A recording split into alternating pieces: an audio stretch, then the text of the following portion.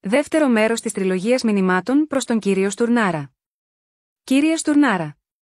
Με ρητή επιφύλαξη και συνεκτιμώντας όλα όσα δημόσια ανακοινώνονται και σε συνέχεια των όσων συμβαίνουν με τον συνεταιρισμό, Ελληνισμός Ηνωμένος Έλλην, και την καταπάτηση των θεμελιωδών δικαιωμάτων μας, όπως αναφέρθηκε στο πρώτο μέρος αυτής της τριλογίας, επιτρέψτε μου να αναφερθώ και να σας θυμίσω μια σειρά άλλων πολύ κρίσιμων και σημαντικών ζητημάτων, που ουδόλως μπορούν πλέον να αγνοηθούν. Αμέσως μετά την επιθετική ενέργεια που δεχθήκαμε από το ΓΕΜΗ και την ανάκληση της δημοσίευσης σύστασης του συνεταιρισμού, η Ευρωπαϊκή Κεντρική Τράπεζα και εσείς εκφράσατε μεγάλη ικανοποίηση στην ανακοίνωση της τελικής προπαρασκευαστικής φάσης έκδοσης του ψηφιακού ευρώ. Και ακριβώς τότε, ξαφνικά η Ευρώπη επέλεξε την Ελλάδα, μέσα από όλες τις άλλες χώρες της ευρωπαϊκής κοινότητας, να αποτελέσει τη βάση για την ανακοίνωση του ψηφιακού ευρώ. Αναφέρθηκε επίσης ότι η Τράπεζα της Ελλάδος υπό την εκπροσώπησή σας θα λειτουργήσει ως η καθορισμένη πλατφόρμα για τη διάδοση του ψηφιακού ευρώ σε όλη την Ευρώπη. Και ειδικά είχατε ορίσει την 26η Οκτωβρίου του 2023, κατά το Συμβούλιο των Ευρωπαϊκών Τραπεζικών Ιδρυμάτων στην Ελλάδα, ως την κομβική ημερομηνία για την ανακοίνωση της έναρξης της τελικής διαδικασίας του νέου ψηφιακού ευρώ από την Ελλάδα.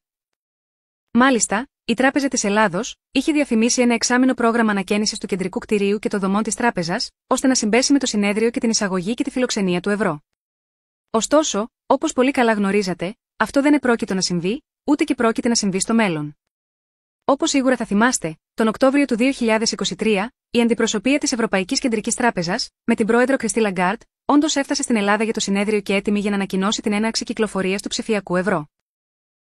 Όμως, για κάποιο παράξενο λόγο, όπως επίσης θα θυμάστε, την τελευταία ημέρα, πριν από την κομβική ημερομηνία ανακοίνωσης της έναρξης του ηλεκτρονικού ευρώ, διαπιστώθηκε ότι η ομάδα της αντιπροσωπείας, αν και έφτασε και για την αναμενόμενη ανακοίνωση, στο τέλος αποχώρησε χωρίς να ανακοινώσει κανένα νέο ψηφιακό ευρώ, λόγω, όπως δημοσίως υπόθηκε, απρόβλεπτων περιστάσεων. Στη συνέχεια, ανακοινώσατε ότι το ψηφιακό ευρώ θα χρειαστεί περαιτέρω διαδικασίες και ότι η Επιτροπή θα επιστρέψει για να ασχοληθείτε με το θέμα αυτό σε μεταγενέστερο χρόνο. All the banks are broke.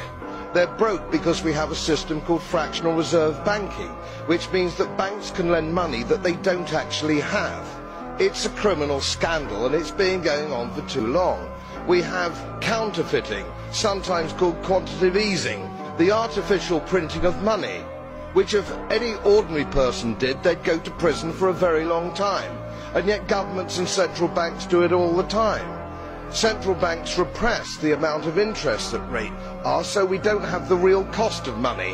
It's central banks that manipulate interest rates, Commissioner. And plus, underneath all this, we talk loosely about deposit guarantees.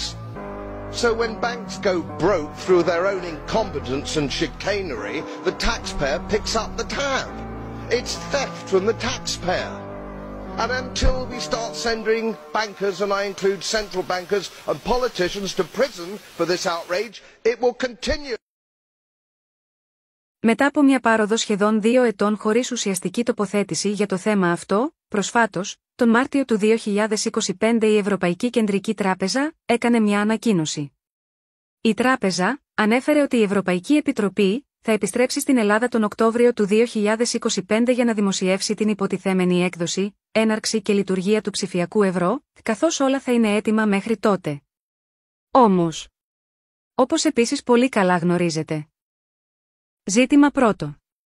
Καμία τράπεζα δεν έχει πλέον την εξουσία να εκδίδει το οποιοδήποτε νόμισμα, εκτός από την παγκόσμια, κυρίαρχη τράπεζα World Sovereign Bank of the Order of Hospitallers, η οποία εδρεύει στη Σλοβακία, εφ' εξής αναφερόμενη ως WSBOH. Τόσο η Ευρωπαϊκή Κεντρική Τράπεζα, όσο και η πρώην Παγκόσμια Τράπεζα και η Ομοσπονδιακή Τράπεζα της Αμερικής, Federal Reserve, η BIS, Τράπεζα Διεθνών Διακανονισμών, καθώς και οποιαδήποτε άλλη τράπεζα, ουδόλως έχουν το οποιοδήποτε νόμιμο δικαίωμα για να εκδίδουν το οποιοδήποτε νόμισμα, και ειδικά ενεχειριάζοντας τον κληρονομικό πλούτο, τον χρυσό, τους τίτλους και τις αξίες που μέχρι πρότινος ενεχειρίαζαν, για την έκδοση του άκυρου ψευδοχρήματος Fiat. Ζήτημα δεύτερο. Ο μόνος που έχει δικαιώματα επί των περιουσιακών στοιχείων που υποστηρίζουν τα παγκόσμια νομίσματα και την έκδοση οποιοδήποτε χρήματος, είναι το κυρίαρχο διεθνές θησαυροφυλάκιο νομισματικό ENAC International Sovereign Treasury Monetary One, με αριθμό μητρώου ΟΗΕ 626.139, που εφ' εξής θα αναφέρεται ως ΒΜΗ1, ο οποίος είναι ένας διεθνής κυρίαρχος χρηματοπιστωτικός οργανισμός, ο απόλυτος κύριος ρυθμιστής ολόκληρου του παγκόσμιου χρηματοπιστωτικού συστήματος. Ο ΕΜΕΝΑ έχει σχεδιαστεί για την προώθηση της οικονομικής ανάπτυξης, την ανάπτυξη των εμπορικών και οικονομικών σχέσεων μεταξύ των ανθρώπων και των διαφόρων χωρών, καθώς και την προώθηση της ολοκλήρωσης της ανόρθωσης της οικονομίας εν γέννη, μέσω επενδυτικών δραστηριοτήτων.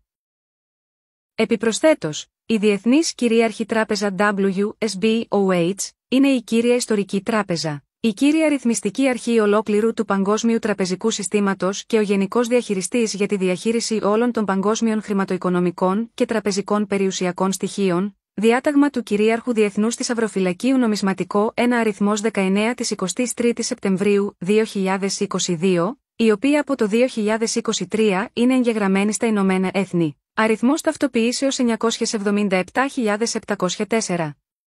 Δηλαδή στη Γενική Γραμματεία και σε 26 κύριες επιτροπές και οργανισμούς του ΟΗΕ. Ζήτημα τρίτο.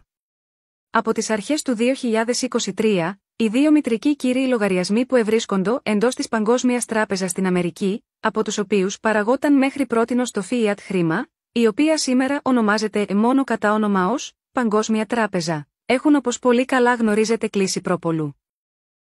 Αυτοί οι δύο μητρικοί λογαριασμοί, τον Ιανουάριο του 2023 είχαν μεταφερθεί στην τράπεζα WSBOH με έδρα στη Σλοβακία και η οποία μετατράπηκε πλέον στη Νέα Παγκόσμια Τράπεζα.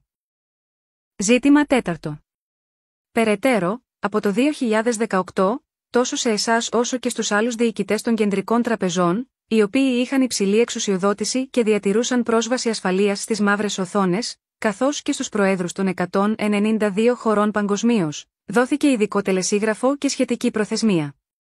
Ότι από το 2022, τόσο όλοι οι διοικητές των κεντρικών τραπεζών, καθώς και οι 46 διεθνείς οργανισμοί, η Εγκληματική Συμμορία, Επιτροπή των 300 αυτοαποκαλούμενων γαλαζοαίματων υποτιθέμενων βασιλικών εκλεκτών, το Βατικανό, το αυτοαποκαλούμενο Ιερό Μάτι, όσο και η κρυφή οντότητα και οι λοιποί υπηρέτες, συνεργάτες και συνυπογράφοντες αυτών των λογαριασμών και υπολογαριασμών που είναι καταχωρισμένοι σε τράπεζες και ταμεία σε όλο τον κόσμο. Και που είχατε κάτω από την εποπτεία σας, κληθήκατε να πάυσετε την έκδοση του ακάλυπτου και καταχρηστικού νομίσματος fiat. Επιπροσθέτως, ότι μέχρι το τέλος του 2022, κληθήκατε να προχωρήσετε στην εκαθάριση όλων των σχετικών λογαριασμών, να τους ισοσκελίσετε και να παραδώσετε μετά από διαφανή έλεγχο.